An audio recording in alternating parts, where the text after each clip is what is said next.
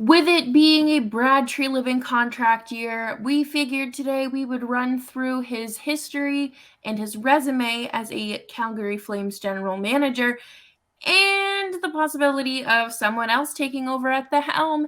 And we all know who that will probably be.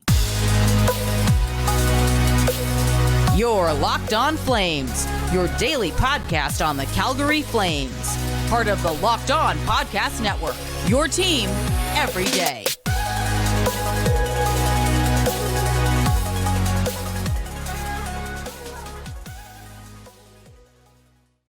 Well, hello everyone, and welcome to Locked On Flames. As always, I'm Jess Belmosto, and it's Tuesday, so you know that means Nick Zararis is joining us. And today's episode is brought to you by FanDuel. This episode is brought to you by FanDuel Sportsbook, and they are the official sponsor and sportsbook of Locked On. Make every moment more. Visit FanDuel.com/LockedOn today to get started. Nick, how are you doing? I'm good. I'm just tired like everybody else. The sun was out yesterday for the first time in like 2 weeks. It was delightful. It's amazing how much just seeing the sun does for everybody's morale in the middle of winter. Oh, yeah. No, I was in Boston over the weekend and it was like 50, 55 degrees, sunshine. I was like, oh my God, this is the life. Now I know why all these rich and famous hockey players go to sunshiny places during this 9-day break. That's why you have things like these breaks in there for the poor guys who are stuck in some of these remote markets in the cold dead of winter. You got guys from warm climates who go to the middle of nowhere. It's really nice that everybody gets a solid couple of days here. For even the guys who have to go to the All-Star game this weekend, they at least most teams. There's a couple games during the course of this week sprinkled in there for whatever reason, but most teams are already on their All-Star break and a little bit of a break, which is very nice. Yeah, absolutely. And, I hope that Daryl Sutter is enjoying life on the farm as well. And I wonder what Brad Treliving is up to. I really, I don't know. I don't know what he could possibly be doing right now other than preparing for like a trade deadline or something. Yeah, no, that's typically how a lot of these teams will take this week off. Is they'll have their in-department meetings. They'll have what's it called, an amateur scouting meeting. They'll have a pro scouting meeting. They'll have a injury update for guys who are hurt right now. If there's anybody who they're not sure about what their availability is going to be, that's the kind of stuff you're going to do during a week like this to see where you're at and what you're going to do. Because the deadline's coming. Tomorrow's the 1st of February. The deadline is March 3rd. The next couple of weeks, you had Horvat get traded yesterday, which kind of starts the clock. Because last year, when the Flames traded for Tyler Toffoli, that kind of got the ball rolling for the rest of the league because that establishes a market price for this type of player. Now, everybody else who's inclined to go out there and get something, they have an idea of what it's going to cost, what teams are going to be able to get. The ball's rolling now. I do think you're going to see probably, I would think Meyer's going to be the big one to drop because after that, then you're going to a lower tier where maybe you could say Jacob Chikrin gets moved, someone of that ilk. But right now, Timo Meier is the one I'm most interested in. Yeah, I think that'll be an interesting one. Whoever gets him is a lucky duck, and I'm interested to see if the Flames and who the Flames bring in for sure. It's going to be Brad Treliving in the kitchen cooking once again. And do you think that he's going to make a big splash? This is a fascinating question because it ties into our question today. If he's going to not be the GM after this season, is he inclined to make a big splash and say, well, the consequences don't matter. I'm not going to be here anyway, like the Magic Johnson meme. That's kind of what you saw with the Islanders trading for Bo Horvat. Lou Lamoriello's contract is up after the season, and he's 80 years old. There's a good chance the Islanders are just going to not renew his contract at the end of the season, and he's going to retire, and that'll be it. And he won't have to deal with the Islanders not having a first-round pick again, or not having a prospect in Atu Ratu again. That's the thing. When you're a GM, that's why it's so important, and it's something we're going to talk about on today's show, that your GM and your coach, they have different priorities. The coach's job is to win every single game any given night. The GM's job is to try and enable that without sacrificing too much from the future. Yeah, and I think that we've kind of had to watch some of the things, slip and slide through the season with, obviously starting with the off season last year and how he was able to navigate that. But then, of course, this year with calling up prospects and, uh, I don't think really anyone had Walker Dewar on their radar in terms of the amount of time he would be getting. And, even though it's a couple games, he's still seeing significant time over these games and he's playing well. But is there a way that they can kind of push this roster to the next level with what's already in house? Or, is Treliving really going to have to get his hands dirty? It's going to be an interesting next few weeks. This is one of the things I have on our rundown. A part of the GM's job is to optimize the lineup for the way they designed it. Yep. It's one thing to give Sutter all of these choices, whether we talk about Matthew Phillips, whether we talk about Peltier, we talk about Connor Dewar, Connor Mackey, Michael Stone. It's great you've given him all these choices, but if he doesn't use them in the way you're intending for Daryl to use them, you're not going to get the optimal results Mhm. from the roster because you designed it to work in a specific way. You probably had specific line combinations, defensive pairs in mind when you assembled a roster. And if the coach isn't doing that, that defeats the purpose and you're not going to reach that higher goal. So that's part of something we talked about last week on Thursday when I was on was this is the time to figure it out between February, the first week of February and the deadline. You've got these in-house guys who might be the answer to your solution. Trial and error. If not, okay, you have to go out and trade for somebody. If they do hit, if they do succeed in their roles, then you can trade for something smaller and fill in a smaller hole. Yeah, I mean, there's Part of still this time. that's interesting is there is a trial and error opportunity here. There is. There absolutely is. And I think that this it's such again, the Flames are in a weird spot, like between transitioning some of their guys up or maybe moving on from some of, those players like Brett Ritchie or Trevor Lewis, who I think his contract is either up this summer or next summer. But, to allow those Walker Doers and Adam Ruzicka players to kind of start filtering in since they are your homegrown prospects here. Yeah, no, I was looking today, and Peltier is the first draft pick since I think 2018 who make their NHL debut. How awful is that? It's not necessarily awful because the Flames have traded draft picks, so they haven't had Mhm. as many draft picks as some of these other teams. But in terms of just like your process, that it doesn't reflect great on your front office. Yeah, and I think that, there is warranted criticism there. And, when people do talk about Sutter and they talk about it's more so Sutter because, Treliving does have he's been vocal about what his plan is in terms of getting these younger guys in. I just completely lost my train of thought, but that's okay. It's warranted criticism. And, you know, general manager can only do so much. And I think that Treliving would be in a guillotine if he told Sutter anything other than positive statements. Yeah, it's complicated because again, like we were saying before, Treliving's job is to try and assemble the best roster he possibly can with the Mhm. situational factors he has in front of him.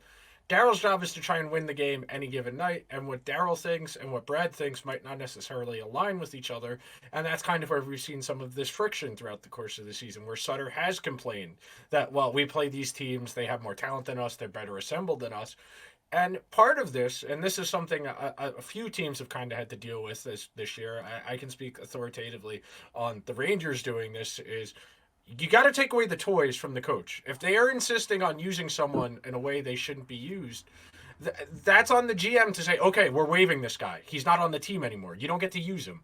We're Right. trying to put this roster together the best we can. That's the scene in Moneyball where Brad Pitt goes in there and he's like, I don't want you playing Pena at first base. I need Hatterberg at first base. And the manager goes, well, Hatterberg can't play first base. Pena's a better first baseman. Well, we didn't build the roster for Pena to play first base, so it's not going to work. Like, Mm-hmm. yes, that's reducing a very complicated issue to like one scene in a dramatized movie. But for the purposes of this exercise, there's a few candidates you could talk about this in regards to the Flames and how they've been used. And Daryl insisting, well, this is how I feel about it. Stop telling me what to do. At some point, it does become the GM's responsibility to say, well, this guy doesn't fit what my plan was. I need to find a way to either trade them, waive them, etc. So I can see if the roster works the way I want it to.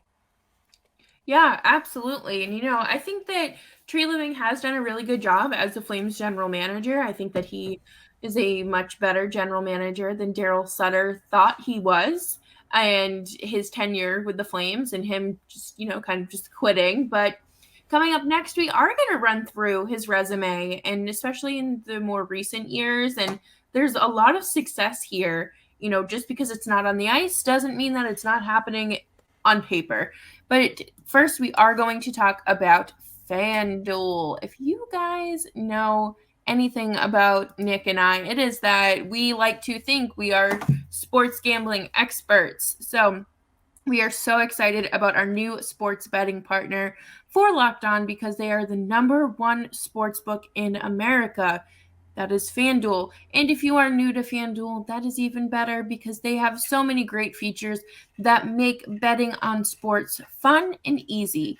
Right now, you can download FanDuel and you can bet on the Super Bowl with no sweat first bet. You'll get $3,000 back in bonus bets if your first bet doesn't win.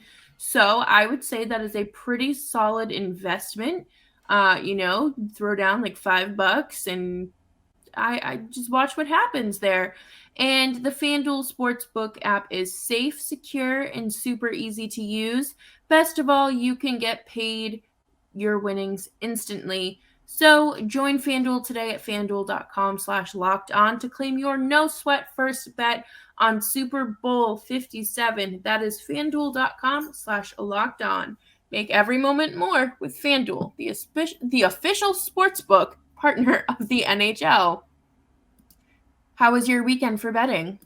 Oh, football wise bad, but my friends got me roped in on one of the boosts that FanDuel had for the NBA, where it Ooh. was the Celtics to win and LeBron and Tatum to have 70 points combined, and we were sitting there sweating it out because the game went to overtime, Yeah. and we needed one more point from Tatum or LeBron going into the overtime, so we were just huddled around my friend's laptop, screaming at the laptop, begging for one more basket, and that hit. But football wise, we didn't do great yesterday. I had the Bengals. I had the 49ers. The 49ers were playing a quarterback with a torn elbow, and the Bengals just ran out of time at the end of that game where they didn't have enough possessions. But that's what next weekend's for.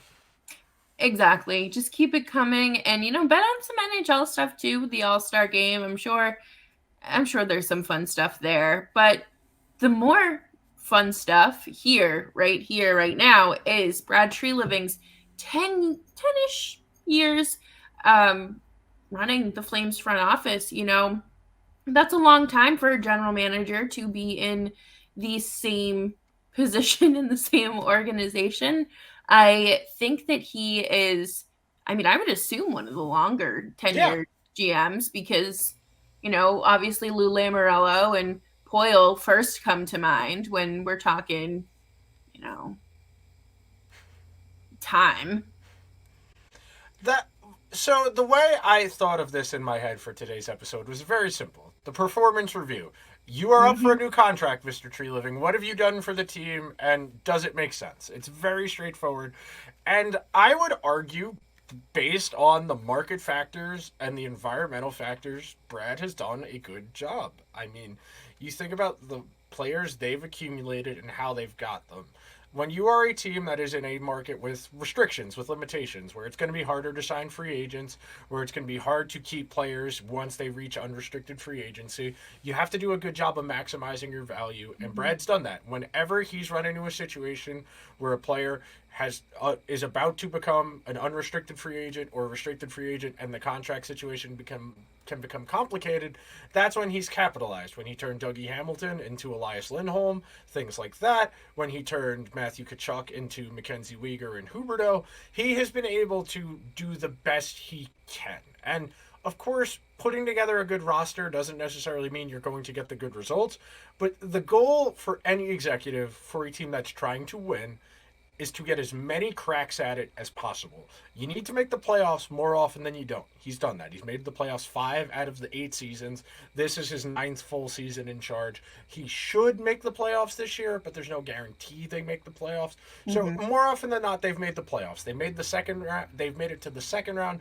2 of those 5 times they've made the playoffs. Okay, that's reasonable. That's something to work with. You look at the situations where they lost in the second round. You ran into the best player in the world on a Super Saiyan heater last year. You can live with that. And the other time was relatively early in their window of competitiveness when they were still kind of not sure what type of team they were going to be. They had, I think that was the year Giordano won the Norris, if I remember correctly, something like that. But you get what I'm saying. Early on in their window, they have done, and we talked about this when we did the will they or won't they make the playoffs. Yeah. They assembled this roster with the mindset of this team, if everything breaks right for them, can make a deep playoff run. I still think that's true if everything breaks right for them. It's just they need a lot of things to go right for them because the team hasn't been as good as maybe we all thought it might be coming into the season. Yeah, I think the biggest thing here is watching what he has, flipped for. Like you said, Dougie Hamilton has turned into Lindholm and Hamilton for Hannafin and Lindholm, and the whole Adam Fox situation. Like that's, you're welcome. I get it. It's fine. But thank God Adam Fox's dad was a Rangers fan.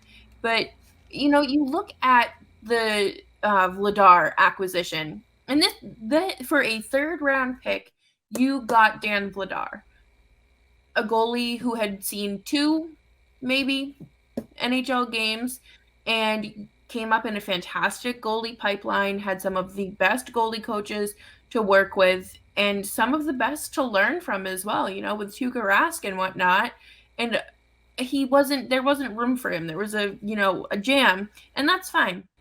The Flames got that, were able to take David Riddick, trade him to Toronto for that 3rd round pick that they later flipped for Vladar. So to me, that worked out pretty well because you didn't know what you were getting with Vladar. You didn't know he was, one of those low risk, high reward situations. And that's a sign of a GM who's got a good pro scouting department because they were able to identify somebody in another organization at a position of need, which backup goalie was. And maybe you could argue Vladar is the long-term solution at goaltender because he's very young. Markstrom's on the older end for starting goalies. That, if you tapped into a long-term plan, succession plan in net for a 3rd round pick, that's really good management of your system. That's really good asset management. The 3rd round pick, low hit rate on those picks once you get past the 1st round. Even 1st round picks don't necessarily always hit. And the Flames have done a good job of recognizing, okay, where on the trade market can we find value that we wouldn't be able to get in free agency or elsewhere? They were able to trade for Tyler Toffoli and get him into a situation to maximize his traits. You think about some of the guys they've drafted and who have been here a while, guys like Backlund, who is the longest tenured player on the team, who's been a real cornerstone through 2 different cycles of team now, effectively. And that's really where it comes down to. If you're not going to be able to draft those guys, and because the Flames have generally been middle of the pack as opposed to god-awful, they haven't gotten a ton of those high-end guys by that means. You got to find them in other places. And the Flames have found those guys in the trade market. The core of this team is guys they've traded for or guys that they were able to get from unconventional means when you think about how they acquired them.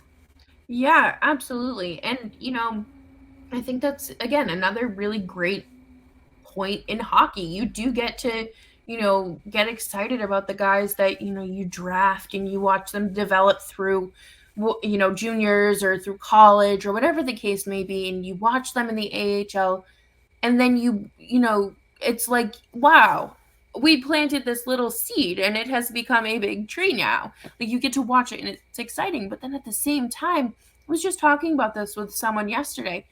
That rush of excitement and adrenaline you get when you see that your team just traded for Tyler Toffoli. Like, that is when I knew this team was all in last year. They were making movements. It wasn't just kind of like, okay, like, we'll pick this like sixth, seventh defenseman. Like, it's okay. Oh, we'll grab this, depth forward, whatever. It's okay. It was enough of a name to excite you. And the 2015 draft for the Flames, listen, I, as a Bruins fan, the 2015 draft, it did not happen. I don't know who any of those players are aside from Jake DeBrusk. That's fine. Never happened. But the Flames, I could talk about this for hours on end. You have Mangiapane. You have Oliver Shillington. You have Rasmus Anderson. How exciting is that as an organization to have all of those players succeed for you in your organization, that your general manager and scouting department, obviously, kudos to them, went out and found. And it's so impressive to me that those guys were able to, like, Rasmus Anderson, when he, was coming up and like early, I would say early in his career, but he's like 24 years old. So like when I started covering him, he was still like, you could see flashes of the Rasmus Anderson that's current day Rasmus. That's an all-star now. Yeah. Like, how exciting is that, And there's just so much excitement surrounding these players. Probably this week we're going to find out about what's going on with Shillington back in Sweden, and if he's going to return or if they can make the move and put him on LTIR and accumulate some cap space for the deadline. I mean, honestly, at this point, take care of yourself, but give us a little cushion. That sounds very selfish, but again, take care of yourself first. And then you have Mangiapane, who is, kind of going, I call it a slump, but compared to last year, he has had a little bit of a decline, but he is still capable of scoring 30, 35 goals a season. I fully believe that. I would think so. I think in the right situation you can do that. And the thing I want to talk about in the last segment is getting the full value out of the guys once you have them. Because it's one thing to accumulate these guys, but it's another thing to keep them here for an extended period of time. And most of the contracts they've signed most of this team to are pretty good. Like, they're getting above market value on most of these guys because they were able to get them on good numbers because of when they traded for them. Yeah, absolutely. Like, I look at Lindholm, and he's making less money than Charlie Coyle. Yeah. Who's like a third-line center at this point. And to me, that's amazing because Lindholm is a 100-point player. So I guess 40-goal scorer, close to 100 points. Did he hit 100 last year? No, it was Johnny and Matt were 100, and then Elias Lindholm was, I think, 90-something. Yeah, 90. Either way, he is very capable of hitting these numbers. He's still young in his career. Again, next year, I wouldn't be surprised if you do see a dip, mainly because there's a baby involved now. He's going to be tired. There's these real-life factors, but outside of that, like, it has been so exciting to watch and just really not have to scream at your TV or Twitter whenever you see your general manager speak and open his mouth and say something like, we don't need to rebuild, or just something that's just the exact opposite of what everyone's thinking. So, we could always be Vancouver. There's always that. Yeah, that's very true. Yep. But coming up next, we are going to have to talk about the politics of it all, because that is what makes business go round. And as we know, the NHL is a business. But our next partner has a product that I use literally every day, and I started taking AG1 because I was tired of taking all these vitamins, all these multivitamins, when I could just have it all in a glass of water. When I got the package, I was very excited because you're absorbing 75 high-quality vitamins, whole food-sourced superfoods and probiotics, which obviously probiotics help your stomach, and that's everyone needs a little help with their stomach. Athletic Greens has over 7,000 five-star reviews. It is less expensive. It's about $3 a day. So it's less expensive than your cold brew habit, than your coffees. I paid $3 the other day for a medium French fry, and it was almost $4, and I thought I was going to have a heart attack in the drive-thru. But anyways, Athletic Greens was created when the founder experienced a ton of gut health issues and ended up on a complicated supplement regimen to recover. It cost him nearly $100 a day. Eggs are $7. I cannot afford $100 a day on supplements. So right now it's time to reclaim your health and arm your immune system with convenient daily nutrition. It's just one scoop in a cup of water every day. That is it. No need for a million different pills and supplements to look out for your health. To make it easy, Athletic Greens is going to give you a free 1-year supply of immune-supporting vitamin D and 5 free travel packs with your first purchase. All you have to do is visit athleticgreens.com/NHL Network. That is athleticgreens.com/NHL Network to take ownership over your health and pick up the ultimate daily nutritional insurance. What do you think of Daryl Sutter, kind of ruling the Flames? Having this, I don't want to call it blackmail, but, he knows. He's got juice. He's got the juice. He can make things happen because of the relationship he has with the owner of the team. And that's why this is a little bit more of an unconventional, non-traditional hockey situation, because for a long time that was the norm. The coach and the GM were the one and the same. They were the same job. It made sense back in the day when there were less teams and there was less responsibility and there were less things to keep track of. But now it's really important that those are two separate jobs that have two separate voices and different decision-making process. Because if things are going really bad, the GM's not going to fire himself as the coach.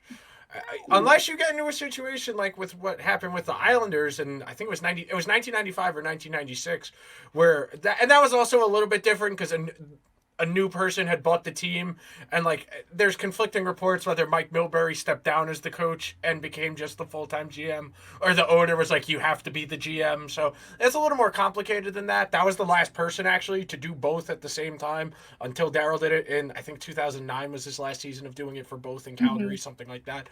But it's really important that those are two separate people because they have different interests. I've said it more than once on this episode. The GM's job is to win over an extended period of time and be able to prioritize, okay, our team is good, but it's not Stanley Cup good. We shouldn't expend this many assets to make this team better because it's not going to get us that much closer. And banking on, well, if this, the more ifs you have in a sentence, the more unlikely it is to happen. If the goaltending can play at a .920 level, if the power play can score 20% of the time, if the penalty kill can kill 85% of the time, the more ifs you add to your formula of how you're going to win the Stanley Cup, the more unlikely it is you're going to win the Stanley Cup. Yeah, it's one of those situations where you do have to look at it through the lens of what if, but at the same time, you shouldn't be so heavily reliant on that. You should have the confidence in the roster that you've assembled. And it's not just about, okay, well, I know that last year's roster was significantly better than this year's, but you can still count on this roster to kill a good chunk of those penalties. So at least you have that in your corner. Yeah, and I think they did definitely have a rough go of it early in the season. That 7-game losing streak, I mean, that's kind of an outlier situation. It takes a lot to go wrong to lose 7 games in a row, as much as it takes a lot to go right to win 7 games in a row. I think the Flames are a pretty good team. I think even if they add, they're probably at best the third best team in the West. And that's if everything goes right and not just the Pacific. I mean, the entire Western Conference, they're maybe the third, fourth best team. you take that most years. You say we're the third or fourth best team in a conference. We get into that second round. We have a good chance in that round, and we go to the Mhm. conference final. Anything can happen. Most teams are going to sign up for that more often than not. If you all you got to do is get in, and once you get in, something happens. And if you have a Yep. good baseline, and it's not just like you're one of these teams that gets in because you got the superhuman goalie. The one that comes to mind was Nashville last year, where Saros had the crazy statistical season, got in, and as soon as he got hurt, the Preds didn't have a chance against Colorado. That was it. No, When that your was team is entirely contingent on one guy, then you probably aren't in a situation where you should. But as far as the Flames and this political situation go, and I quoted it directly because Frank Saravelli had said it at one point. There's a different power dynamic than most organizations have because Daryl does have the owner's ear in a way not a lot of coaches do. Most people, most organizations, the coach talks to the GM talks to the president, then the president of hockey operations will go to the owner. Whereas the Flames, because the relationship that the owner has with Daryl from Daryl's previous stint in Calgary, it's a little bit different. He can just pick up the phone and say, "Hey, I'm thinking this, I'm thinking that," yeah. and that's part of why we're having this discussion now. Is it's very unusual for a GM to get to this point. Usually, you would say he's leaving at the end of the year or he's extended. You wouldn't have it in a state of limbo like it is right now. Yeah, and I think it's such a weird chain of command because Yes. there isn't one. There isn't a chain of command here. When you go into your day job, you're not walking into the CEO's office. Well, you might be, but 9 times out of 10, you're not. You're reporting to your department manager who reports to this person who then goes to their boss. And then it just probably goes to your district manager. It never escalates above that because they don't care. But with Sutter being friends with the owner, you have this weird, like, it's the way I'm picturing it right now is like when I text Nick and I'm on my 5 hour ride back home and I'm sending him random episode ideas. Maybe that's what Daryl Sutter does when he's, getting up to milk the cows in the morning or whatever. He sends the owner a text and says, "What do we think about this big 6'2", 300 or 210 pound winger that I won a championship with when dinosaurs still roamed the earth." Like that is the vibe that I'm getting here. And I don't think that I don't think it's a good dynamic. I don't think it's number one healthy. I don't think it's good for the players. I don't think it's good for the prospects, and I don't think it's good for whoever becomes general manager if it's not Treliving. I completely agree with you. This is one of those things where the workplaces themselves have deemed that system inefficient. If that system was still a viable method going forward, there would be other organizations using it. Sure, the coach should have a voice in choosing who is on the team. That's Right. definitely part of it where the GM and the coach will sit down and think, well, do you think this guy's cutting it? Do you think we need something better? What do you think about this guy? Yeah, that's a normal part of this process. But the coach just directly saying, I want this guy, I'm going to go trade for this guy, that doesn't happen in today's NHL. It doesn't happen in any sport really No. anymore because it's not an efficient way to do business because there are just simply too many things to keep track of for one guy to have all of that responsibility. It's just not a good way to operate things. There are a couple teams where you kind of have that, but even in name, it's somebody else. Like Bill Belichick has final say over the roster for the I was just Patriots, going to say but he that. is not the named GM. They do technically have a general manager. Yeah. No, and I was going to say Belichick might be sitting at his laptop while the draft is going on and doing his thing, or his dog sitting there because he's out schmoozing with some Alabama running back. But there's a system involved there. It's Yeah. not just Belichick talking to his son, Matt Patricia, and Robert Kraft. Like, it's not that simple. There has to be a lot of hands in the pot because there's a lot going into these jobs, and that's okay. So when there aren't enough hands, like, many hands make light work.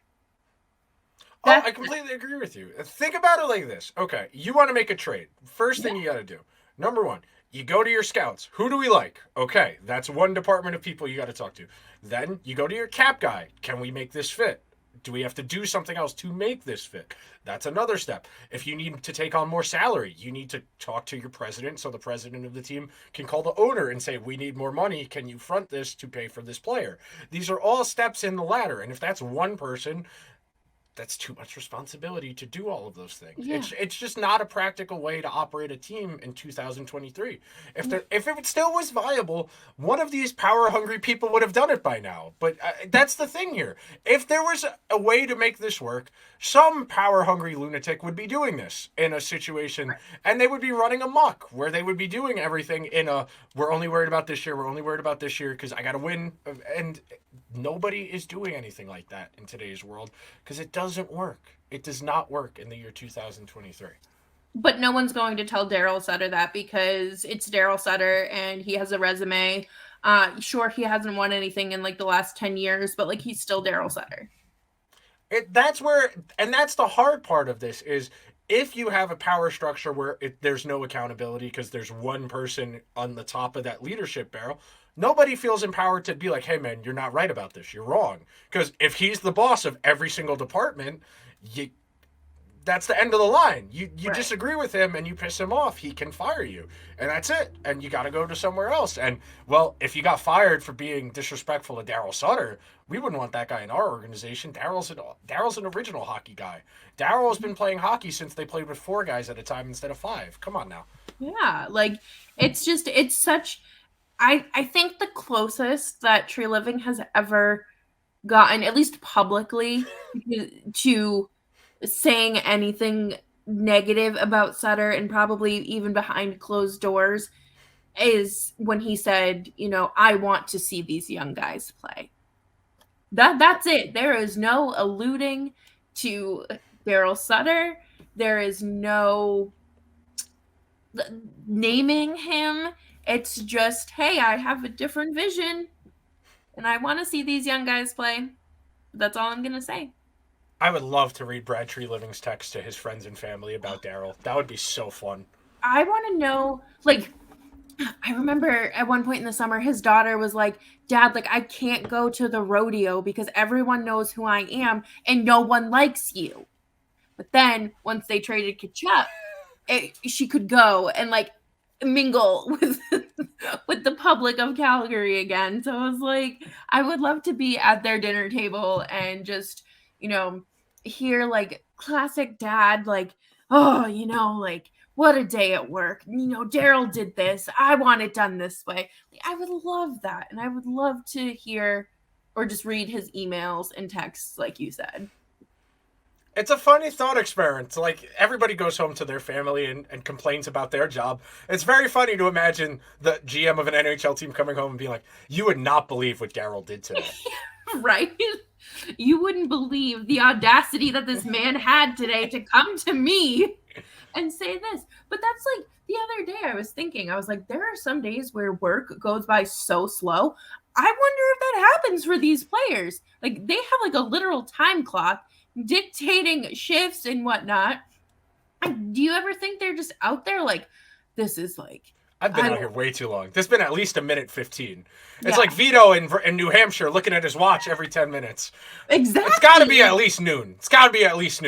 30 seconds?